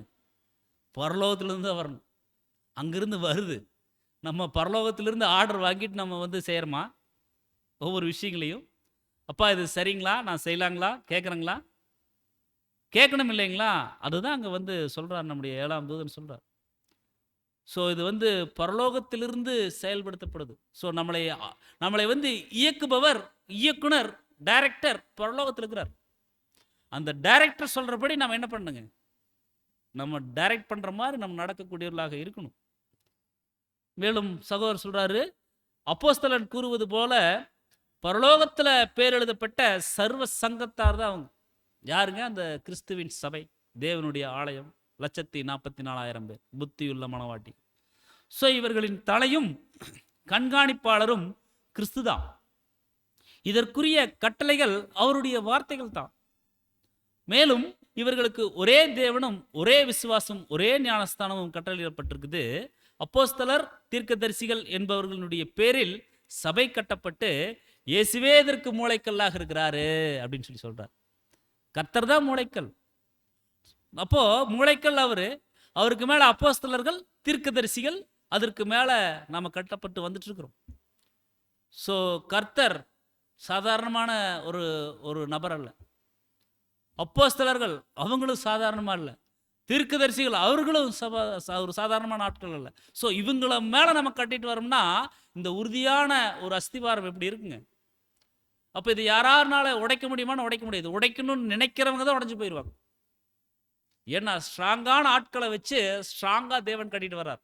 ஸோ நம்ம ஸ்ட்ராங் ஆகிறதுக்காகத்தான் தேவன் அனுதினமும் அவருடைய சத்தியங்களை கொடுத்துட்டு வரார். அன்புக்குரிய சகோதர சோரில் அதுதான் அந்த 2 வசனங்களில் நம்ம வந்து பார்த்தோம். ஸோ இந்த 1 தீமோத்தேயு 3ஆம் அதிகாரம் 16ஆம் வசனம், இந்த ஒரு அதிகாரத்தினுடைய கடைசி வசனத்தில் சொல்கிறாரு, சபையினுடைய ஊழியக்காரருக்கு செய்தி சொல்கிறார். எப்படி சொல்கிறாரு அப்படின்னா 1 தீமோத்தேயு 3:16, அன்றியும் தேவ பக்திக்குரிய ரகசியமானது யாவரும் ஒப்புக்கொள்ளுகிறபடியே மகா மேன்மையுள்ளது. தேவ பக்திக்குரிய அந்த ஒரு ரகசியம்ங்கிறது எல்லாரும் ஒப்புக்கொள்கிறபடி மகா மேன்மையுள்ளது. தேவன் மாம்சத்தில் வெளிப்பட்டார், ஆவியுள்ள நீதியுள்ளவர் என்று விளங்கப்பட்டார், தேவ தூதர்களால் காணப்பட்டார், புறஜாதிகளிடத்தில் பிரசங்கிக்கப்பட்டார், உலகத்தில் விசுவாசிக்கப்பட்டார், மகிமையில் ஏறெடுத்து காணப்பட்டார். பாருங்க, கிறிஸ்துவனுடைய விஷயங்கள் அங்கே தெளிவாக சொல்றார். தேவ பக்திக்குரிய ரகசியம் அப்படின்னா அங்கே மாம்சத்தில் கர்த்தர் அந்த லோகோஸாக இருந்து, வார்த்தையாக இருந்து வெளிப்பட்டார். ஸோ ஆவியில் நீதியுள்ளவர் என்று அங்கே வந்து விளங்க பண்ணிட்டார். தேவ தூதர்களால் காணப்பட்டார், புறஜாதிகளால், அதாவது கம்ப்ளீட் அவருடைய ஹிஸ்ட்ரி, வாழ்க்கையினுடைய விஷயங்களை அங்கே வந்து குறிப்பிடுறார். ஸோ இதுதான் ஊழியக்காரருக்கு உண்டான செய்தியாக இருக்குது. ஸோ மாம்சத்தில் அப்படின்னா மாம்சமாக்கப்பட்ட மனிதனாகிய கிறிஸ்துவை விடவும் மனுஷருக்கு தேவன் இப்படிப்பட்டவர் அப்படிங்கிறத முழுமையாக வெளிப்படுத்திய வேற எந்த ஒரு வெளிப்பாடும் ஒருபோதும் இருக்க முடியாதுன்னு சொல்லி சொல்றார். ஸோ கிருபையினாலும் சத்தியத்தினாலும் நிறைந்த பிதாவின் ஒரே பேரானவருடைய மகிமையை இயேசு கொண்டிருந்தார். தேவன் மாம்சத்தில் வெளிப்பட்டார். முதலில் ஆதாமின் விஷயத்தில், 2வது இயேசுவினுடைய விஷயத்தில், 3வது பழங்கால அங்கே ஒரு பரிசுத்தவான்களுடைய மாம்சத்தில் வெளிப்படுவார்னு சொல்லி சொல்கிறார். ஸோ பரிபூர்ண மனிதர்களாக உயிர்ப்பிக்கப்பட்டு தேவனுடைய பரிபூர்ண சாயலில் இருப்பாங்க. இந்த பழங்கால பாத்திரவான்கள் ஒவ்வொருவரிலும் அவர்களது மாம்சத்தில் தேவன் வெளிப்படுவார் அப்படின்னு சொல்லி சொல்கிறார். ஸோ மாம்சத்தில் அப்படின்னா 1000 ஆண்டின் முடிவில் நீதியை நேசிக்கும் எல்லா மனுஷரும் மாம்சத்தில் தேவனுடைய சாயல்களாக இருப்பாங்க. யோவான் சொல்றாரு இல்லைங்களா, இனி எவ்விதமாக இருப்போம் என்று தெரியாது, ஆனால் தேவன் இருக்கிற வண்ணமாகவே இருப்போம். படிக்கிற இல்லைங்களா யோவான்ல, 1 யோவான்ல. ஸோ அதைத்தான் அங்கே நம்ம கவனிக்கிறோம். ஸோ 1000 ஆண்டினுடைய முடிவில் நீதியை நேசிக்கும் எல்லா மனுஷரும் மாம்சத்தில் தேவனுடைய சாயல்களாக இருப்பாங்க. ஏன்னா அங்கே ஆதியிலேயே தேவன் என்ன சொன்னாருங்க, மனுஷனை படைக்கும் போது நமது சாயலாகவும் நமது ரூபத்தின்படியும். கர்த்தரும் தேவனும் என்னதான் பேசிக்கிட்டாங்க, நம்ம சாயலா படைக்கணும்னு சொல்லி படைக்கிறாங்க. அது எப்பதான் முடியுது ஃபைனல் அப்படின்னா 1000 ஆண்டினுடைய முடிவில் நீதியை நேசிக்கக்கூடிய எல்லா மனுஷரும், நீதியின்படி நடக்கக்கூடிய எல்லாருமே தேவனுடைய சாயலா இருப்பாங்கன்னு சொல்லி சொல்றார். ஸோ கிரேக்க வார்த்தை சார்க்ஸ் அப்படின்னா மாம்சம். ஸோ வெறும் மாம்சத்தை மட்டுமே அது குறிக்குது. பாவ மாம்சம் என்றெல்லாம் அது அர்த்தப்படுத்தாதுன்னு சொல்லி சொல்றாரு. ஸோ அர்ப்பணிக்கப்பட்ட அனைத்து விசுவாசிகளின் மாம்சத்திலும் தேவன் வெளிப்படுவார். ஸோ வெளிப்பட்டார்.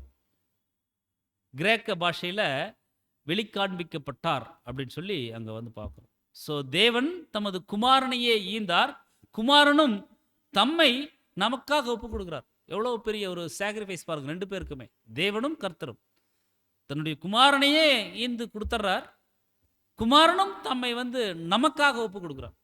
ஸோ உண்மையாகவே அவர்கள் ஒன்றாக இசைவாக இருக்கிறாங்க. நானும் பிதாவும் ஒன்றாக இருக்கிறோம், என்னை கண்டவன் பிதாவை கண்டான் சொல்லிட்டார் இல்லைங்களா. ஸோ எல்லையில்லாத தேவனுடைய அன்பை உருவாக்கவோ அல்லது விலை கொடுத்து வாங்கவோ முடியாது. ஆனால் அது அவருடைய குமாரன் செய்த வேலையின் அந்த ஒரு பலியின் மூலமாக காண்பிக்க முடிஞ்சது. தேவன் எந்த அளவுக்கு நம்மளை நேசிக்கிறார் அப்படிங்கிறத நம்ம ஒரு பிக்சராக பார்த்துட முடியாது, அல்லது பணம் கொடுத்து நம்ம வந்து வாங்கிட முடியாது. அந்த ஒரு விலை கொடுத்து வாங்கிட முடியாது. அது கர்த்தர் செலுத்திட்டு அந்த ஒரு பலியினுடைய மேன்மையை உணர்ந்தால் மட்டும்தான் முடியும்னு சொல்லி சொல்கிறார்.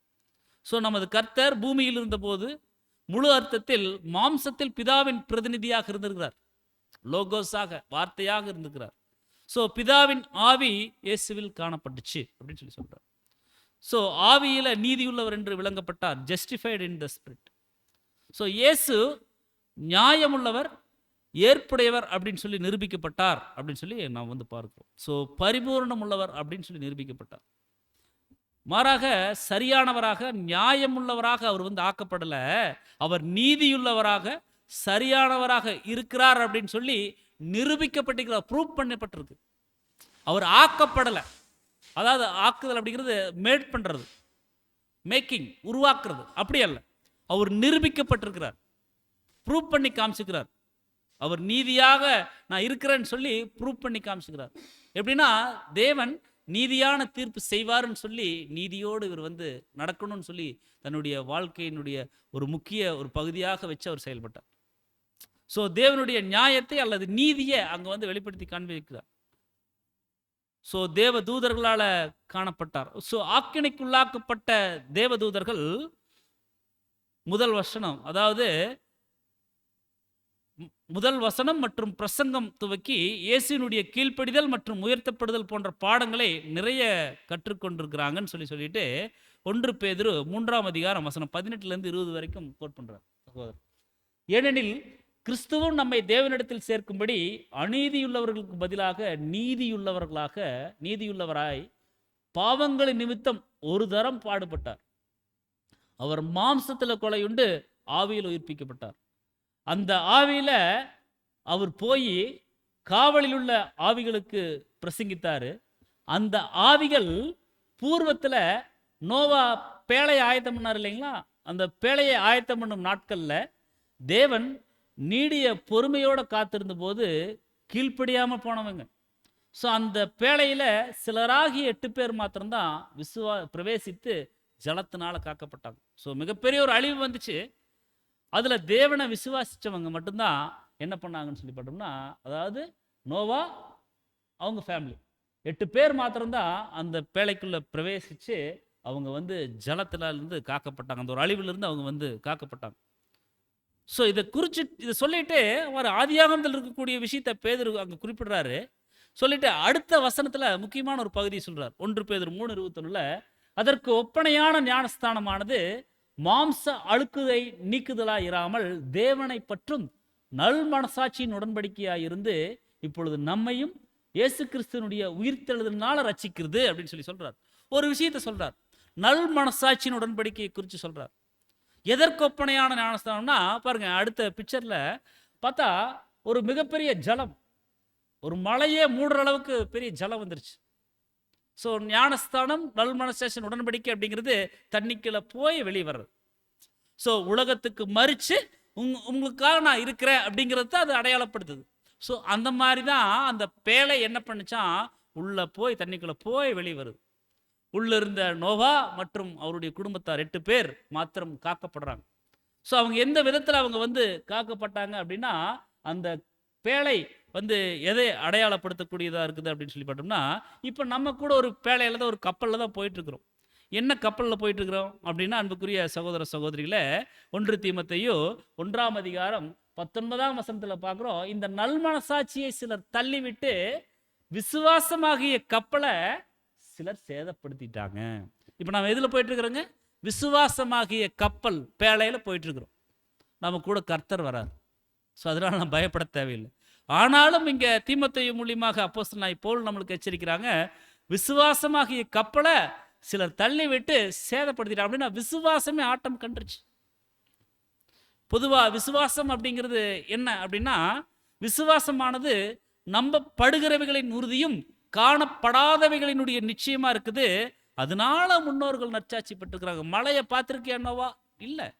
ஆனால் தேவன் சொல்றாரு, மழை அப்படிங்கிறது அனுப்புறார். எனக்கு தெரியாது, வந்தா தான் நான் பார்க்க முடியும். ஆனால் நான் தேவனை விசுவாசிக்கிறேன், அது எனக்கு நீதியாக இருக்குது. தேவன் அதை தான் சொல்றார். தேவனை விசுவாசிச்சா அது நீதியாக எண்ணப்படும். ஸோ அதுதான் இன்னைக்கு நமக்கான பாடமாக இருக்குது. அன்புக்குரிய சகோதர சோர்ல, நம்ம பரம காணான நம்ம கண்ணில் பார்க்கல, ஆனால் சிந்தையில் உணர்ந்து கொள்கிறோம். அது பாலும் தேனும் ஓடக்கூடிய ஒரு ஆசீர்வதிக்கப்பட்ட தேசம். அங்கே தேவன் நம்மளை கொண்டு போய் சேர்த்த போறார். ஸோ நம்ம உலகத்திற்கு ஒரு அஸ்திபாரமாக மாற போகிறோம். நம்ம மேலே கட்டி எழுப்ப போறார் தேவன். ஸோ மகிமையான ஸ்தானத்தை நாம் அடையக்கூடிய சூழலுக்குள்ள தேவன் வழிநடத்த போறார். ஸோ நம்மளுக்கு கண்ணுக்கு தெரியல, ஆனால் நம்பி விசுவாசமாகிய கப்பலில் தொடர்ந்து கர்த்தர் கூட பயணிக்க போகணும். நம்ம ஏன் பயப்படணுங்க? அன்புக்குரிய சகோதரர் சொல்ல, கர்த்தர் 2ஆம் வருகையில் வந்து அவர் ராஜ்ய பாரம் பண்ணிட்டு இருக்கார். கர்த்தர் ராஜரீகம் பண்றார். அவர் கப்பலை ஓட்டுறார், கப்பலை வழி நடத்துறார். கப்பல் எந்த திசையில போகணும் எல்லாம் அவர் கரெக்டாக பர்ஃபெக்டாக பண்றார். நம்ம அவர் சொல்லுக்கு கீழ்ப்படிஞ்சு கரெக்டாக நடந்தால் மட்டும் போதும். அப்பப்போ நம்ம என்ன பண்ணணும்னா, தேவனுடைய கரத்தை பிடிச்சிக்கணும். ஒவ்வொரு நேரங்களும் பழைய ஏற்பாட்டிலலாம் நம்ம படிச்சுக்கலாம். அந்தி சந்தி மத்தியான வேலைகளிலும் அங்கே பலிகளை செலுத்தினாங்கன்னு நினச்சாங்கன்னு சொல்லி.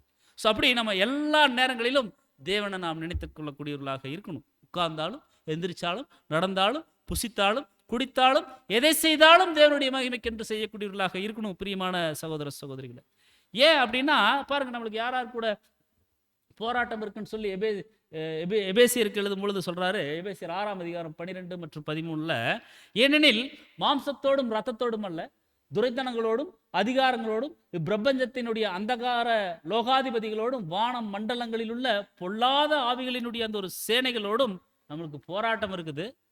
அதனால தீங்கு நாளில் அவைகளை நீங்கள் எதிர்க்கவும், சகலத்தையும் செய்து முடித்தவர்களாய் நிற்கவும் திராணியுள்ளவர்களாகும்படிக்கு தேவனுடைய சர்வாயுத வர்க்கம், ஹோல் ஆர்மர் ஆஃப் காட், தேவனுடைய சர்வாயுத வர்க்கத்தை நீங்க தரித்து கொள்ளுங்கள், எடுத்துக்கொள்ளுங்கள். ஏன்னா தீங்கு நாள் பாருங்க, அப்போஸ்தலனாகிய பவுல் எபேசு பட்டணத்துக்கு எழுதுறாரு. அப்பவே தீங்கு நாளை குறித்து சொல்றாரு. இப்போ நம்ம தீங்கு நாள் தான் வாழ்ந்துட்டு இருக்கிறோம். நம்முடைய 7ஆம் தூதன் சொல்றாரு. இப்போ 7ஆம் தூதன் எழுதியும் அதுவும் 100 வருஷம் வந்துருச்சு. இப்போ நம்ம தீங்கு நாளில் தான் நம்ம வாழ்ந்துட்டு இருக்கிறோம். ஸோ அங்கே பாருங்க, நோவா தேவனுடைய வார்த்தைக்கு முற்றிலும் கீழ்ப்படிந்தார். ஆனால் என்ன தேவன் சொல்ல வரார்? நீ வந்து ஒரு பேழையை செஞ்சு உள்ளே போய்க்கோ, நீ காப்பாற்றப்படுவே. அதுதான் என்னுடைய வார்த்தைக்கு கீழ்ப்படி. ஸோ மற்ற ஜனங்கள் எல்லாருமே அங்கே வந்து தேவ தூதர்கள் கூட சஞ்சரிச்சிட்டாங்க. இவர் மட்டும்தான் தேவனோடு சஞ்சரித்தார், தேவனுடைய வழியிலேயே நடந்தார். ஏன்னா நோவாவினுடைய வம்சமே ரொம்ப சூப்பரான வம்சம். அவன் நீதிமானும் உத்தமனும். அவர் வம்சம் எந்த வம்சம்னா உத்தம வம்சம். தேவன் அப்படித்தான் சொல்றார் வசனத்தில். ஸோ அவர் உத்தமமாக இருந்திருக்கிறார். ஸோ தன்னுடைய வாழ்க்கையில் எந்த ஒரு கரையும் படியாமல் தான் அவர் வாழ்ந்திருக்கிறார். ஸோ அதனால தான் தேவன் என்ன பண்ணுறான்னு சொல்லி பார்த்தோன்னா, அவர் மூலியமாக அடுத்த உலகத்துக்குள்ள ஜனங்கள் பிரவேசிக்கணும்னு சொல்லி விரும்பிட்டார். ஸோ அங்கே மழை வரும்னு சொல்லி சொல்கிறார். உன்னுடைய மொத்த சொத்தையும் விற்று நீ வந்து இந்த பேழையை கட்டு. அதே மாதிரி எல்லாம் சம்பாரிச்சு எல்லா காசையும் விற்று அங்கே கட்டுறார். அப்படி கட்டும்போது, அந்த பேழையை கட்டும்போது எல்லாரும் வந்து என்ன சொல்லியிருப்பாங்க? எல்லாம் சம்பாரிச்ச எல்லா காசும் இப்படி வீண் பண்றாரே, விரயம் பண்றாரே, பிழைக்க தெரியாதவராகிறாரு. மழை வருதுங்கிறாங்க, மழைன்னா என்னன்னே தெரியாது, பிழைக்க தெரியாத ஆளாகிறாரு, பைத்தியக்காரரா இருக்கிறாருன்னு சொல்லி ஏளனமா பார்த்திருப்பாங்க. ஆனா இவர் அதெல்லாம் பெருசா நினைக்கல. தான் சம்பாரிச்ச எல்லா பணத்தையும் தேவன் சொன்ன அந்த ஒரு வார்த்தைக்கு கீழ்ப்படிஞ்சு அந்த பேழையில அவர் வந்து செலவு செய்தார். அந்த பேழையிலிருந்து காக்கப்பட்டு அவர் என்ன பண்றாருன்னு சொல்லி பார்த்தோம்னா, பாருங்க அந்த பேழை என்ன ஆயிடுச்சுன்னு சொல்லி பார்த்தோம்னா, அராரத் மலையில போய் கடைசியா முட்டி நிக்குது. ஆக்சுவலா மலை அப்படின்னாலே ராஜ்யம் தான் நம்ம வந்து பார்ப்போம். ஸோ அராரத் மலை அப்படிங்கிறது ராஜ்யம். இங்க இங்க வந்து நோவா என்ன பண்றாருன்னு சொல்லி அது நிழல். நோவா தேவனுடைய வார்த்தைக்கு கீழ்ப்படிஞ்சு அந்த பேழையை கட்டி பேழைக்குள்ளிருந்து அவர் வந்து காக்கப்பட்டாரு. அதனுடைய பலன் அவருக்கு என்னன்னா, அடுத்த உலகத்துக்குள்ள 2ஆம் உலகத்துக்குள்ள போய் அவர் என்ன பண்ணார்ன்னு சொல்லி பார்த்தோம்னா, அவர் வந்து ஒரு தன்னுடைய வாழ்க்கையை காப்பாற்றிக் கொண்டார். இது நிழல். இதுல பொருள் நம்ம வந்து பார்க்கும்பொழுது அன்புக்குரிய சகோதர சகோதரிகளே, நம்மளுக்கு அதே ஒரு பாடம் தான். மலை அப்படிங்கிறது ஒரு ராஜ்யம். நம்ம இந்த 2ஆம் உலகத்துல நம்ம வாழ்ந்துட்டு இருக்கிறோம். இந்த ஒரு உலகத்துல வாழும் பொழுது தேவனுக்குன்னு சொல்லி நாம ஒரு அர்ப்பணிப்பின் வாழ்க்கையில முழுவதும் உண்மைத்தன்மையை காமிச்சு நாம் ஜீவிச்சோம்னா, அங்க எப்படி மலையில போய் அது நின்னுச்சோ அதே மாதிரி நம்ம ராஜ்யத்துக்குள்ள கடந்து செல்ல முடியும். ஆனா ஒண்ணு செய்யணும். என்ன செய்யணும் அப்படின்னா, அங்க நோவா தான் சம்பாரிச்சது எல்லாமே 2ஆம் உலகத்துக்கு போகணும்னு சொல்லி அவர் வந்து செலவு பண்ணிட்டார். ஸோ அதே மாதிரி தான் நம்மளும் என்ன பண்ணணும் அப்படின்னா, 3ஆம் உலகத்திற்கு அவருடைய ராஜ்யத்திற்கு நாம் போகணும் அப்படின்னா, இப்போ நாம் சம்பாதிக்கக்கூடிய ஒவ்வொரு விஷயங்களும் நம்முடைய சகல விதமான தாளந்துகளையும் தேவனுக்குன்னு செய்யணும். தேவனுக்குன்னு கொடுப்பதற்கு நாம் மனதுள்ளவர்களாக நாம் இருக்கணும். அப்படின்னா எல்லாமே கொடுக்கணும். தேவன் நம்மளுக்கு கொடுத்துருக்கார். நம்மளுக்கு என்ன திருப்பி கொடுக்க முடியும்னு தேவனுக்கு தெரியும், நமக்கு தெரியும். ஸோ அதை நாம் செய்யக்கூடியவர்களாக இருக்கணும். அதில் நம்ம எந்த விதத்திலும் நம்ம என்ன பண்ணிடக்கூடாதுன்னா, சுணக்கங்கள் காமிச்சிடக்கூடாது அன்புக்குரிய சகோதர சகோதரிகளே. அப்படி இருந்தால் மட்டும்தான் நாம் என்ன பண்ண முடியும், அந்த ராஜ்யத்திற்குள்ளாக நாம் கடந்து செல்ல முடியும். அப்போது அங்கே எப்படி நோவா அந்த பணத்தின் மூலமாக அவர் வந்து என்ன பண்ணார்னு சொல்லி பார்த்தோம்னா, தன்னுடைய பொருளாதாரம் மற்றும் உழைப்பின் மூலியமாக அங்கே பேழையை கட்டினார். அதே மாதிரி தான் நம்மளுக்கு தேவன் கொடுத்திருக்கக்கூடிய தாளந்தின் அடிப்படையில் தொடர்ந்து நாம் விசுவாசமாகிய கப்பலை நாம் கட்டக்கூடியவர்களாக இருக்கணும். அந்த விசுவாச கப்பல் தான் நம்மளை ராஜ்யத்துக்குள்ளே கொண்டு போய் சேர்த்தோம். அதுதான் அங்கே நிழலில் நம்ம வந்து பார்ப்போம். ஸோ அன்புக்குரிய சகோதரர் சொல்ல 3ஆம் உலகத்துக்கு அவருடைய பரம ராஜ்யத்திற்குள்ளே போகணும் அப்படின்னா, நம்மளும் விசுவாச கப்பல் சேதப்படுத்தாதபடி நாம் பார்த்து கொள்ளக்கூடியவராக இருக்கணும். ஏன்னா கடைசி நாட்களில் வாழ்ந்து கொண்டிருக்கிறோம். இன்றைய நாட்களில் நிறைய கடைசி நாட்களில் நிறைய விசுவாச குலைச்சல்கள் மற்றும் ராங் டாக்டரின்ஸ் இந்த மாதிரி விஷயங்கள்லாம் நிறைய வரும். ஸோ அப்படி வரும்பொழுது நாம் ஞானம் உள்ளவர்களாக எல்லாவற்றையும் சோதித்து பார்த்து நலமானதை பிடித்து கொண்டு தேவனுடைய கரம் பிடித்து நடக்கக்கூடியவர்களாக இருக்கணும். எபேசுக்கு எழுதும் பொழுது சொல்றாரு, எபேசியர் 1ஆம் அதிகாரம் வசனம் 9-10, காலங்கள் நிறைவேறும் போது விளங்கும் நியமத்தின்படி பரலோகத்தில் இருக்கிறவைகளும் பூலோகத்தில் இருக்கிறவைகளும் ஆகிய சகலமும் கிறிஸ்துவுக்குள்ள கூட்டப்படணும்னு சொல்லி தமக்குள்ள தீர்மானித்திருந்த தம்முடைய தயவுள்ள சித்தத்தின் ரகசியத்தை இன்னைக்கு தேவன் எங்களுக்கு வெளிப்படுத்தி இருக்கான்னு சொல்லி சொல்றோம். ஸோ அதே தான் இன்னைக்கு நமக்கு பாருங்க, தேவனுடைய அல்டிமேட் பிளான் என்ன அப்படின்னு சொல்லி பார்த்தோம்னா, அன்புக்குரிய சகோதர சோர்லே, காலங்கள் நிறைவேறும் போது விளங்கும் நியமத்தின்படி பரலோகம் மேலே பூலோகம் கீழே.